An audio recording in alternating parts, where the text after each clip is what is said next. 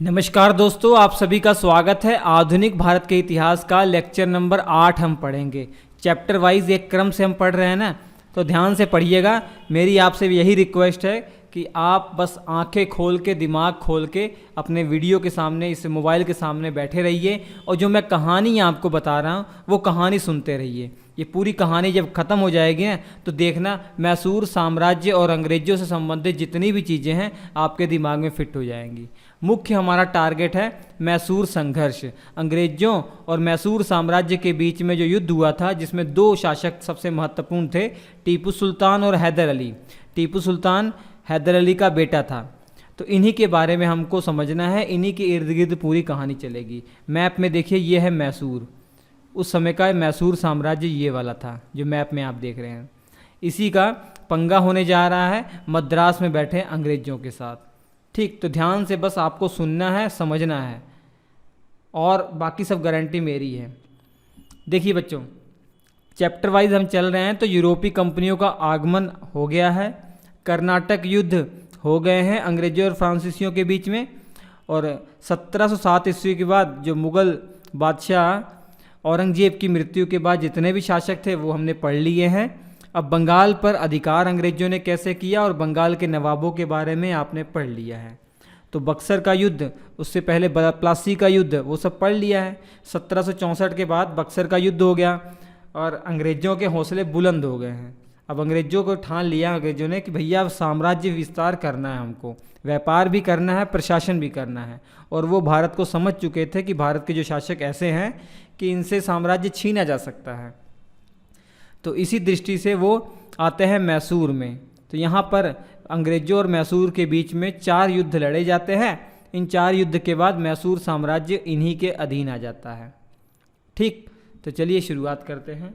इसमें बच्चों एक हैदर अली है और हैदर अली का बेटा टीपू सुल्तान है। इन्हीं के इर्द गिर्द कहानी घूमती रहेगी। सबसे पहले मैसूर साम्राज्य का इतिहास तो आपको मालूम होना चाहिए, हैं?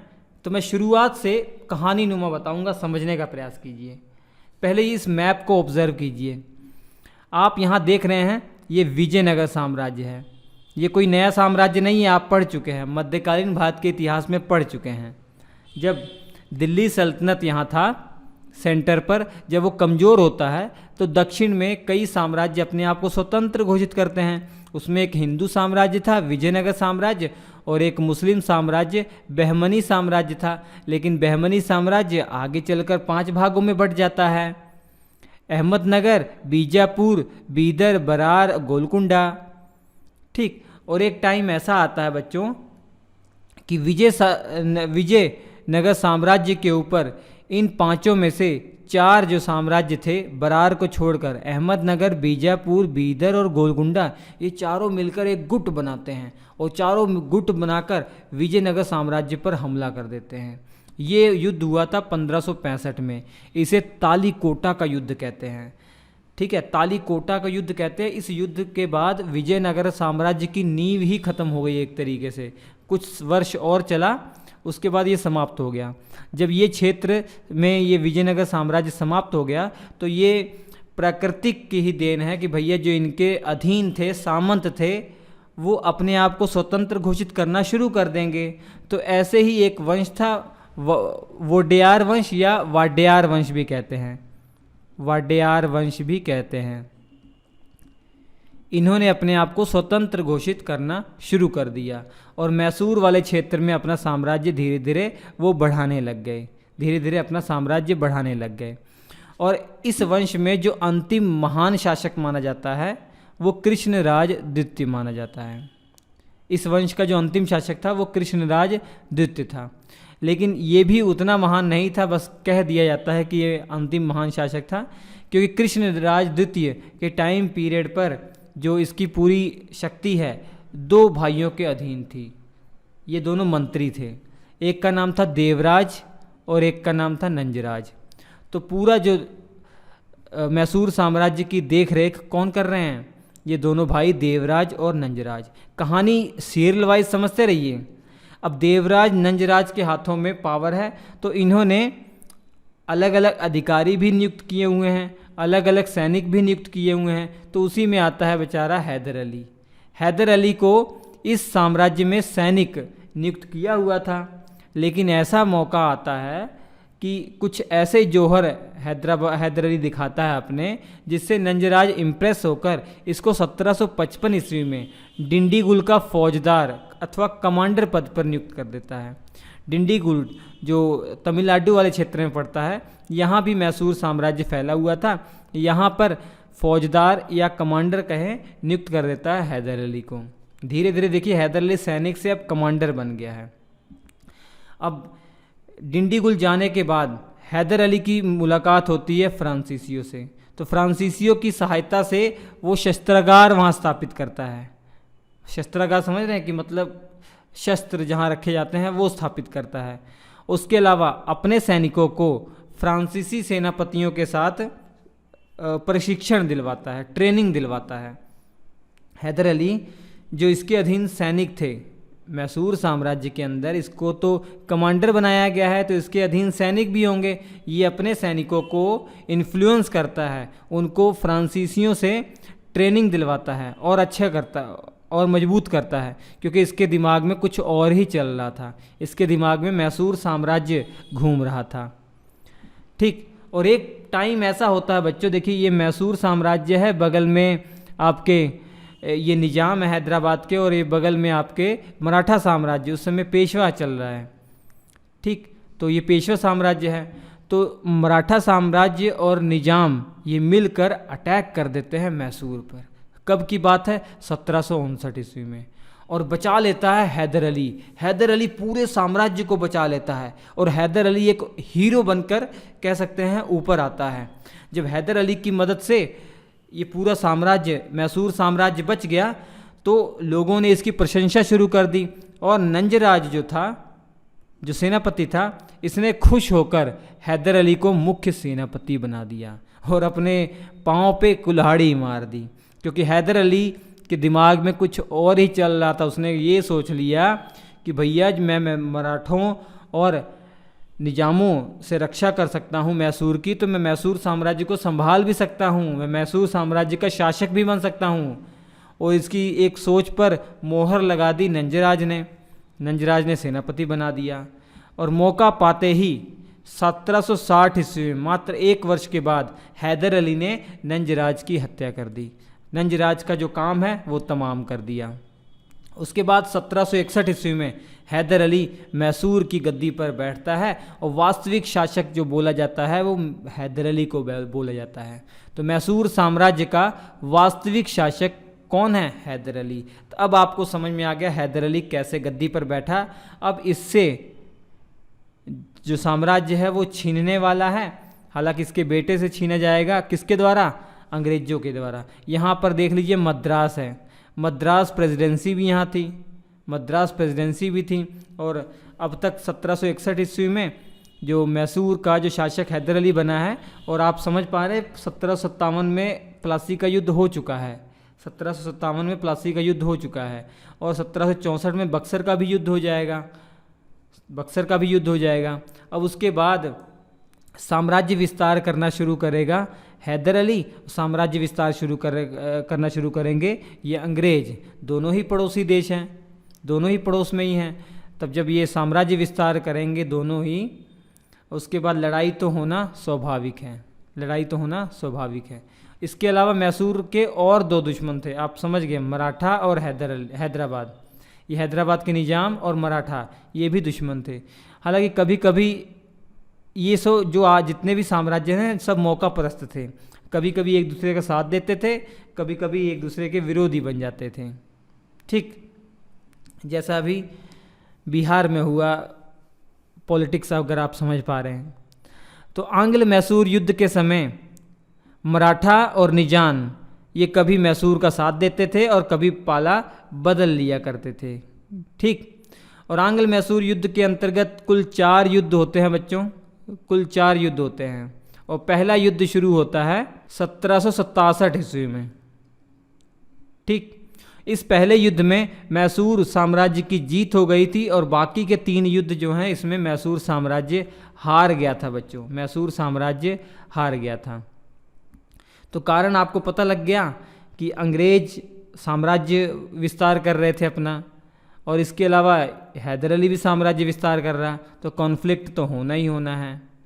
ठीक, और ये युद्ध होता है पहला आंग्ल मैसूर युद्ध, हैदराबाद और अंग्रेज़ों की मद्रास प्रेसिडेंसी 1767 ईस्वी में। 1764 बीत गया है, कॉन्फिडेंस में है, पूरे हौसले बुलंद हैं अंग्रेज़ों के, क्योंकि बक्सर का युद्ध उन्होंने जीत लिया है, बक्सर का युद्ध जीत लिया है। ठीक, और इतने बड़े शासक शाह आलम द्वितीय जो मुग़ल शासक था, उससे इलाहाबाद की संधि भी कर ली है। तो बाकी जो शासक हैं वो कोई मायने नहीं रखते अंग्रेज़ों की नज़र में। जब जो मेन शासक था उसको अपने अधीन कर लिया, तो बाकी के तो चुट्टू फुट्टू हैं। ठीक, और इस पहले युद्ध में हैदराबाद का साथ दिया निजाम और मराठाओं ने, हैदराबाद का साथ दिया। और इसमें 1769 ईस्वी में 1769 में हैदर अली ने अंग्रेज़ों को पराजित कर दिया। बच्चों, हैदर अली ने अंग्रेज़ों को पराजित कर दिया। तो अंग्रेज़ों ने हारने के बाद एक संधि की, उस संधि का नाम है मद्रास की संधि, उस संधि का नाम है मद्रास की संधि, मद्रास की संधि हुई। ठीक, और ये जो हैदर अली था, इस पूरे दक्कन में, दक्षिण वाले इलाके में एकमात्र ऐसा भारतीय शासक था, एक लोकल शासक था, जिसने अंग्रेज़ों को धूल चटा दी थी, अंग्रेज़ों को हरा दिया था। दक्षिण वाले भाग में कह रहा हूँ मैं। ठीक, ये याद रखेंगे आप।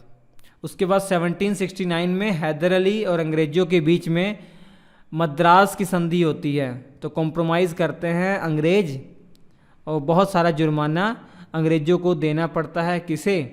हैदर अली को देना पड़ता है। ठीक, तो इस युद्ध में, पहले युद्ध में हैदर अली की जीत हो गई है भैया, हैदर अली की जीत हो गई है। अब जो ये मद्रास की संधि हुई है ना, इसमें अंग्रेज़ों ने वादा कर लिया है हैदर अली के साथ कि भैया आपका युद्ध किसी के साथ भी होगा, या आपके ऊपर अटैक किसी भी बाहरी शक्ति का होगा, आपके पड़ोसी शक्ति का, तो हम आपका पूरा साथ देंगे, हम आपका पूरा साथ देंगे। तो ये समझकर, और जुर्माना मिल गया था, ये सोचकर इसने छोड़ दिया अंग्रेज़ों को। उसके बाद लेकिन दूसरा युद्ध भी हो जाता है, लगभग 10 वर्षों के बाद दूसरा युद्ध भी हो जाता है। ये दूसरा युद्ध इसलिए हुआ था क्योंकि हैदराबाद के निजाम और ये मराठा साम्राज्य ने अटैक किया था मैसूर साम्राज्य पर, लेकिन ये बेचारा जो हैदर अली था हेल्प मांगता रह गया, अंग्रेज़ों से हेल्प मांगता रह गया, लेकिन उन्होंने दिया नहीं। तो जैसे तैसे इसने अपने आप को बचाया, लेकिन इसने सोच लिया था कि मैं अंग्रेज़ों को सबक सिखाऊंगा। बड़े धोखेबाज हैं अंग्रेज़ बहुत धोखेबाज है, मैं उनको सबक सिखा के रहूँगा। तो इसी कारण से उसने कर्नाटक वाले क्षेत्र में अटैक कर दिया हैदर अली ने, क्योंकि इससे पहले आपने देख लिया ये जो कर्नाटक रीजन था, इस पर अधिकार लगभग किसका हो गया है? अंग्रेज़ों का हो गया है। ठीक है, और इसकी राजधानी जो अर्काट थी, इस पर अटैक कर देता है कौन? हैदर अली। हैदर अली इस पर अटैक कर देता है।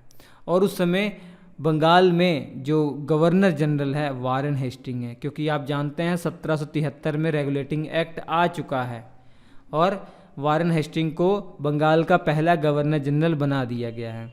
और मद्रास प्रेसिडेंसी, बम्बई प्रेसिडेंसी, ये बंगाल के अधीन कर दी गई है।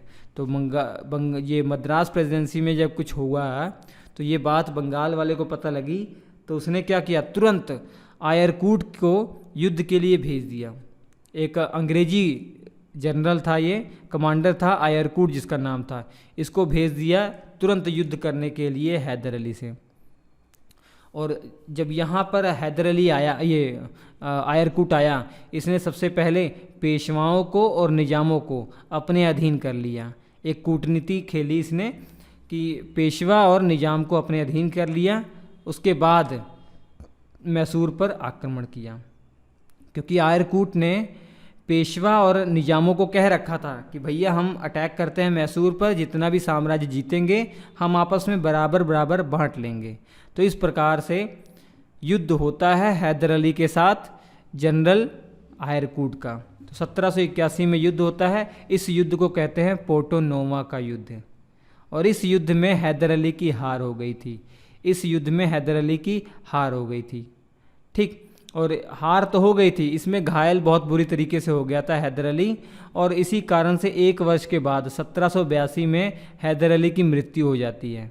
उसके बाद इसका बेटा वो साम्राज्य को संभालता है, वो दूसरे जो आंग्ल मैसूर युद्ध था इसमें पार्टिसिपेट करता है, 2 वर्षों तक कैसे झेलता है। उसके बाद 1784 में ये संधि कर बैठता है अंग्रेजों के साथ। तो ये वाली संधि थी मंगलोर की संधि। तो पहले युद्ध के बाद मद्रास की संधि, दूसरे युद्ध के बाद मंगलोर की संधि हुई। इसमें बहुत सारा हर्जाना, बहुत सारा क्षेत्र अंग्रेजों को देना पड़ता है टीपू सुल्तान को, क्योंकि इसमें इसकी हार हो गई थी। इसके बाद बच्चों तीसरा आंग्ल मैसूर युद्ध लड़ा जाता है 1790 ईस्वी से 1792 ईस्वी तक। इसमें इस समय मैसूर का जो शासक है टीपू सुल्तान है। तो अंग्रेजों और टीपू सुल्तान के बीच में ये युद्ध होता है, और लॉर्ड कार्नवालिस वो बन गया है बंगाल का गवर्नर जनरल। और लॉर्ड कार्नवालिस टीपू पर आरोप लगाता है कि भैया टीपू सुल्तान जो है ना अपने पूरे क्षेत्र में फ्रांसीसियों की हेल्प कर रहा है, और फ्रांसीसियों के साथ षड्यंत्र रच के अंग्रेजों को यहाँ से भगाना चाह रहा है। तो ये झूठा आरोप, पता नहीं सच्चा आरोप लगा दिया, बस ये जानिए आरोप लगा दिया। उसी कारण से कार्नवालिस ने 1790 ईस्वी में मैसूर राज्य पर आक्रमण करवा दिया, और इस आक्रमण में भी टीपू सुल्तान की हार हो जाती है। और 1792 ईस्वी में 1792 में एक संधि होती है श्रीरंगपट्टनम की संधि, ठीक। और श्रीरंगपट्टनम जो थी ये मैसूर साम्राज्य की राजधानी थी। अब देख लीजिए, पहले में मद्रास की संधि, दूसरे में मंगलोर की संधि, तीसरे में श्रीरंगपट्टनम की संधि। याद करते रहिएगा, ये संधि बहुत इंपॉर्टेंट है। तो जैसे तैसे ये युद्ध समाप्त होता है, लेकिन 1799 में दोबारा से अंग्रेज अटैक कर देते हैं। चौथा आंग्ल मैसूर युद्ध होता है, और इस समय लॉर्ड वेलेज़ली था। इस समय गवर्नर जनरल कौन था? लॉर्ड वेलेज़ली, बंगाल का गवर्नर जनरल लॉर्ड वेलेज़ली था। और लॉर्ड वेलेज़ली ने 1799 ईस्वी में टीपू सुल्तान के समक्ष सहायक संधि का प्रस्ताव रखा, क्योंकि लॉर्ड वेलेज़ली ही सहायक संधि का जन्मदाता माना जाता है, इसी ने सहायक संधि शुरुआत की थी। तो लॉर्ड वेलेज़ली ने कहा कि सहायक संधि अपना लो। सहायक संधि में आपको पता ही है क्या होता, आगे मैं बताऊंगा डिटेल में, कि इसमें अपने साम्राज्य में सेना रखनी होती है, और उसका खर्च भी अंग्रेज नहीं देंगे, उसका खर्च ये शासक ही देगा। जो देसी रियासतें थी वो अंग्रेजी सेना अपने इस दरबार में रखेंगी, उसका खर्च भी वो देसी रियासत देंगे, ठीक है। तो ये थी सहायक संधि। तो सहायक संधि अपनाने से इनकार कर दिया टीपू सुल्तान ने। इस कारण से इस पर अटैक किया गया, और 1799 में युद्ध हुआ। इस युद्ध में टीपू सुल्तान की मृत्यु हो जाती है। इस युद्ध में टीपू सुल्तान की मृत्यु हो जाती है, ठीक। इस युद्ध में टीपू सुल्तान ने अंतर्राष्ट्रीय सहयोग भी मांगा था, आसपास अपने अंतर्राष्ट्रीय सहयोग भी मांगा था, लेकिन कोई इसका मदद नहीं कर पाया। और 1799 में अंग्रेज़ों के साथ युद्ध लड़ता हुआ श्रीरंगपट्टनम जो इसका किला था वहाँ पर ये मारा जाता है, वहाँ पर मारा जाता है, ठीक। और टीपू सुल्तान के परिवार को वेल्लोर में कैद कर लिया जाता है, वेल्लोर में कैद कर लिया जाता है। तो ये टीपू सुल्तान का भी खेल ख़त्म। अब टीपू सुल्तान के पिता हैदर अली ने किससे साम्राज्य छीना था बताइए? वाडियार वंश से साम्राज्य छीना था ना। अब टीपू सुल्तान की मृत्यु हो जाती है तो आधे से ज़्यादा साम्राज्य तो अंग्रेज ले लेते हैं, जो थोड़ा साम्राज्य बचा होता है वो वाडियार वंश जो चला आ रहा था उनका फैमिली, तो उन्हीं को वापस सौंप देते हैं। हालांकि अपने अधीन करके, उनसे सहायक संधि अपना के अपने अधीन करके उनको सौंप देते हैं, क्योंकि दुनिया को दिखाना भी तो होता है इनको, अंग्रेज़ों को। अगर ये दुनिया पे मैसेज चला जाएगा, आसपास लोगों में, प्रजा में मैसेज चला जाएगा कि भैया यहाँ आकर बहुत तेज़ी से हड़प रहे हैं अंग्रेज, तो जो क्रांतियाँ इतनी लेट शुरू हुई वो पहले ही शुरू हो जाती, जो बड़ी बड़ी क्रांतियाँ शुरू हुई हैं। इसी कारण से इन्होंने एक कूटनीतिक दिमाग, छल कपट वाला दिमाग यूज़ किया इन्होंने। और क्या किया, वाडियार वंश के एक शासक थे, उनका नाम भी कृष्णराज द्वितीय था, ठीक है। छोटे से बालक थे, कृष्णराज द्वितीय उनका नाम भी था, ठीक। ये 2 वर्ष के थे, और इन्हीं के नाम से साम्राज्य चलने लग गया।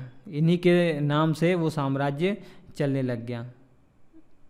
ठीक है बच्चों, इतनी बातें आपको पढ़नी है। तो इस तरीके से आपने देखा कि अंग्रेजों ने आंग्ल मैसूर युद्ध लड़े 4 और इससे मैसूर साम्राज्य को अपने अधीन कर लिया। यही हमारा टारगेट है, यही हमारे पढ़ने का उद्देश्य है कि भारत का जो कोना कोना है, जो मेन मेन हिस्सा है, वो कैसे इन्होंने अपने अधीन किया, वही हमें समझना है। ठीक बच्चों, इसके अलावा क्लास नोट्स इसके श्री एजुकेशन एप्लीकेशन पर अवेलेबल है। श्री एजुकेशन एप्लीकेशन को आप डाउनलोड कर लीजिए गूगल प्ले स्टोर से और वहाँ से ये क्लास नोट्स आपको मिल जाएंगे। बेहतरीन क्लास नोट्स है, वीडियो पढ़िए, उसके बाद रिवीजन के लिए इस क्लास नोट्स का इस्तेमाल कर लीजिए। कोई भी एक्स्ट्रा टाइम आपको पास करने की ज़रूरत नहीं पड़ेगी, कहीं नोट्स बनाने की ज़रूरत नहीं पड़ेगी। क्लास नोट्स से 3-4 बार रिवीजन कर लीजिए, आपका ये सॉलिड हो जाएगा। कोई भी क्वेश्चन करके देखिए एग्ज़ाम में जो आया हुआ है वो आप आसानी से कर पाएंगे। तो चलिए हम आपसे मिलते हैं अगले एपिसोड में, तब तक के लिए नमस्कार।